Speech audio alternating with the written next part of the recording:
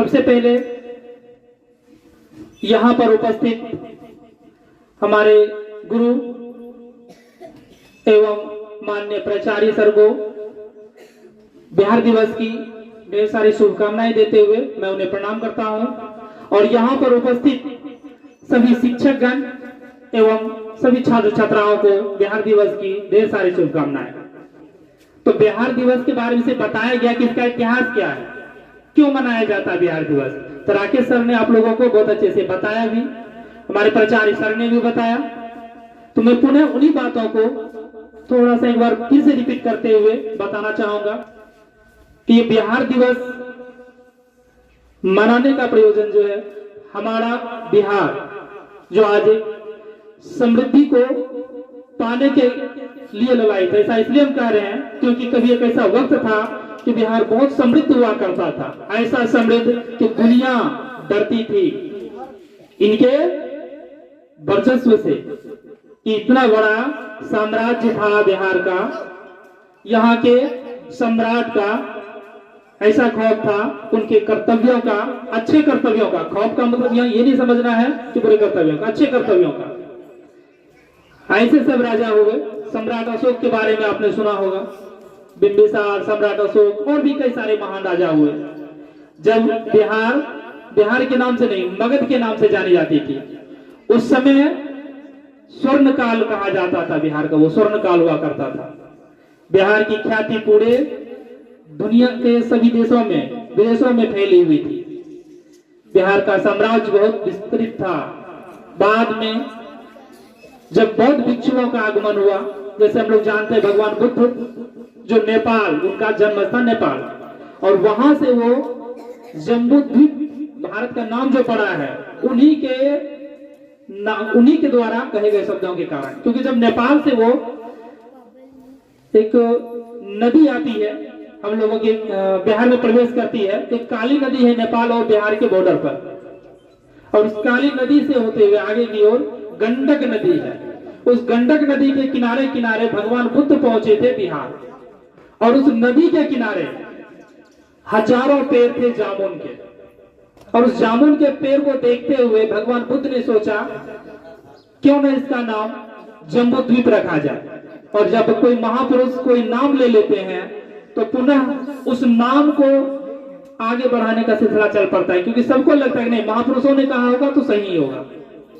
और जब भगवान बुद्ध बिहार आए, उन्हें बोध गया में ज्ञान की प्राप्ति होती है, तब अपने अनुयायियों को बढ़ाना शुरू करते हैं। और उनका एक ही उद्देश्य था, मानव कल्याण और मानव को मोक्ष की प्राप्ति कैसे हो। उन उद्देश्यों की प्राप्ति हेतु उन्होंने जब ज्ञान अर्जन किया तो उनके शिष्यों के अंदर भी जिज्ञासा जगी कि हमें भी मोक्ष की प्राप्ति कैसे होगी, इनके लिए हमें गुरु के सानिध्य में जाना होगा। तो मोक्ष होता क्या है, आप लोग अभी बहुत छोटे हैं, इन चीजों को समझ, बहुत शब्द छोटा है लेकिन बहुत बड़ी चीज है। उसको समझने के लिए अनुभव और उम्र की जरूरत पड़ती है। कुछ ऐसे भी गॉड गिफ्टेड होते हैं जो कम उम्र में ही बहुत सारा ज्ञान अर्जन कर लेते हैं, लेकिन सभी ऐसे नहीं हो सकते हैं। हाँ, लेकिन जब हम लगातार विद्वजनों के संगत में रहेंगे, अच्छी अच्छी किताबें पढ़ेंगे, अच्छे लोगों से मिलेंगे, तभी ये सारी चीजें हम सीख सकते हैं। और आप लोगों से भी उम्मीद है कि यहाँ जब आते हैं तो आपका एक ही परिपथ होना चाहिए, आपका एक ही उद्देश्य होना चाहिए, एक ही ध्येय होना चाहिए कि हम कुछ सीखने आए हैं। और जब आपके मन में ये इच्छा जग जाएगी, जागृति उत्पन्न हो जाएगी कि हम केवल और केवल सीखने आए हैं, तो फिर आप किताब को भी रुचि पूर्वक पढ़ेंगे, सर के द्वारा बताए गए बातों को भी, जो भी क्लास में बताई जाती है, उनको ध्यान से सुनेंगे। और जब सुनेंगे, समझेंगे, तभी आप प्रश्न कर पाएंगे। तब आपके मन में तरह तरह के प्रश्न उठेंगे, ऐसा क्यों हुआ, कब हुआ था, कैसे हुआ था। तो उन चीजों के जवाब आप जब ढूंढेंगे तब आपको जरूरत पड़ेगी गुरु की। और जब ध्यान ही नहीं दीजिएगा इन चीजों के ऊपर तो आपको गुरु की आवश्यकता ही नहीं पड़ती है। तो बच्चों को लगता है क्या है, तो अपने से पढ़ लेंगे। और जब अपने से पढ़ लेंगे कि मनोवृत्ति आपके पास रहेगी तो आप कभी आगे नहीं बढ़ सकते हैं। और आगे बढ़ने का सबसे पहला आधार छात्रों के लिए क्या होना चाहिए? अनुशासन। हम बार बार दोहरा रहे हैं। और जब से हम लोगों ने इस संस्थान का प्रारंभ किया है तब से लेकर आज तक और जब तक चलती रहेगी तब तक बस एक ही बात बार बार कहेंगे और आप लोगों से आशा भी करेंगे कि आप उस अनुशासन को बनाए रखेंगे और अनुशासन का पालन करेंगे। आप जब भी कहीं बाहर भी जाएं तो हम गर्व से कह सकें कि हमारे बच्चे हैं, शर्म से सिर न झुके। और आपके साथ साथ आपके अभिभावक जो भी आपके माता पिता हों या आपके गांव के लोग भी अगर आए तो देखकर एक बार कहे कि नहीं देखो इस संस्थान में विद्या अध्ययन के साथ साथ अनुशासन का सबसे बड़ा योगदान है और यही कारण है कि बच्चे अनुशासित हैं। बच्चों के अंदर 3 चीजें जो बताया आपको, सबसे पहला अनुशासन, दूसरा आपका जो होता है कठिन परिश्रम और तीसरा जो सबका आधार होता है वो आपका त्याग। त्याग इसलिए जरूरी है कि बिना त्याग के कुछ नहीं मिलता है। आप अगर यहाँ 2 घंटे बैठे हुए हैं, 3 घंटे बैठे हुए हैं, डेली आकर बैठते हैं तो आप सोचिए क्या क्या त्यागते हैं।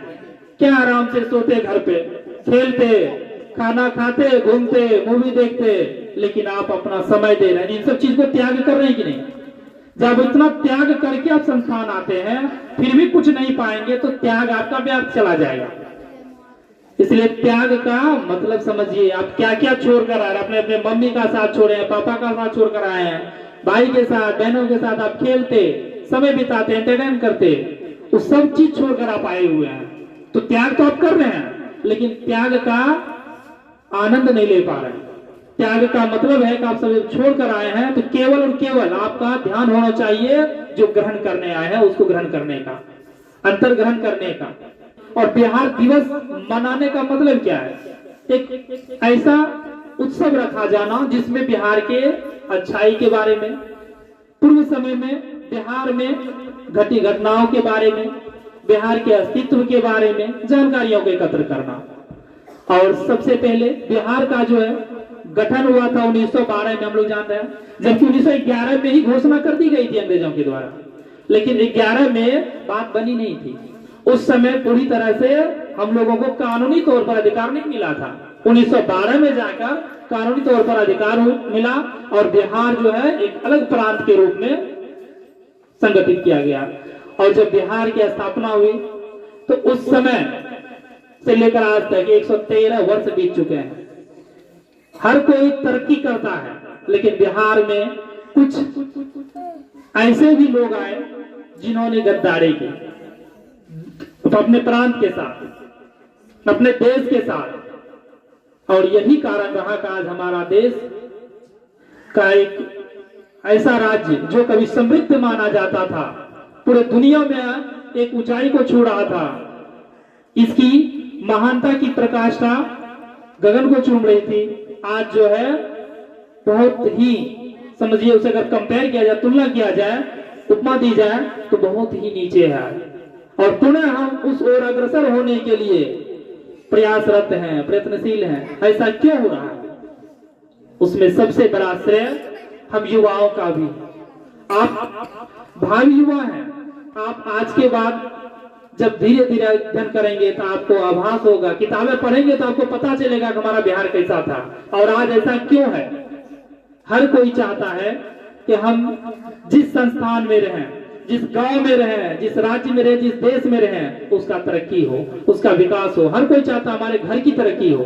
तो आप अगर अपने देश को घर मानेंगे तो आपको अपने लगेगा कि हमको जब गांव घर के बारे में हम बेहतर चाहते हैं तो हमारे देश का भी बेहतर होना चाहिए। और बेहतर तभी होगा जब हम सब अनुशासित होंगे, हम सब सही मार्ग पर चलेंगे तो आपका अनुसरण दूसरा करेंगे। पहले विदेशों से लोग पढ़ने बिहार आते थे, आज पूरे देश से लोग विदेश जा रहे हैं। क्यों ऐसी समस्या आई? तो कहीं ना कहीं हम लोगों का अंदर त्रुटि थी। कुछ विदेशी आक्रांताओं ने हमें आक्रांत किया, उनका भी हमारे ऊपर अनुशासन अगर हो पाया तो उसका कारण कौन था? हम लोग खुद थे, हम स्वयं जिम्मेवार थे। हमारे अंदर एकता नहीं थी और उसी अखंडता का फायदा उठाया अंग्रेजों ने। फूट डालो और राजनीतिज्ञों का सहारा लिया और हम सबको गुलाम बना के रख दिया। तो क्या उस गुलामी को पकड़े रखेंगे या हम उस गुलामी को पार पाएंगे? हम लोगों को उस गुलामी को, जो मानसिक गुलामी है, क्योंकि राजनीतिक गुलामी तो है ही नहीं, जो पहले की परंपरा रही थी। पहले क्या करते थे कि साम्राज्यवादी व्यवस्था थी, हर कोई चाहता था साम्राज्य का विस्तार, उसके लिए सामंत बनाया करते थे, किसी देश को, किसी राज्य को अपना उपनिवेश बना लिया करते थे। उस सामंती व्यवस्था को, उस सोच को बदलना है, और आज भी हम उस सोच से बाहर नहीं निकल पाए हैं। और हमारे मानसिकता होती है कि साम्राज्यवादी सोच को बढ़ाने की सबके अंदर होती है। हर कोई चाहता है कि 100 है तो 200 बना लो। अच्छी बात है, साम्राज्यवादी सोच होनी चाहिए, लेकिन किस क्षेत्र में ये जरूरी है। साम्राज्यवादी सोच आप शिक्षा के क्षेत्र में लाइए, आप शिक्षा का विस्तार कीजिए, आप अपने ज्ञान का विस्तार कीजिए। लालच भी अच्छी बात है, लेकिन लालच अपने किताबों से कीजिए। 2 किताब पढ़े तो हम 2 किताब और पढ़ेंगे, वो लालच अपनाइए। और जब तक लालच नहीं रहेगा, साम्राज्यवादी सोच नहीं रहेगी, तब तक आप आगे भी नहीं बढ़ पाइएगा। क्योंकि जहां इच्छा है वही प्रयासरत हो रहते हैं इंसान। जब इच्छाएं समाप्त हो जाएगी तो प्रयासरत नहीं पाइएगा।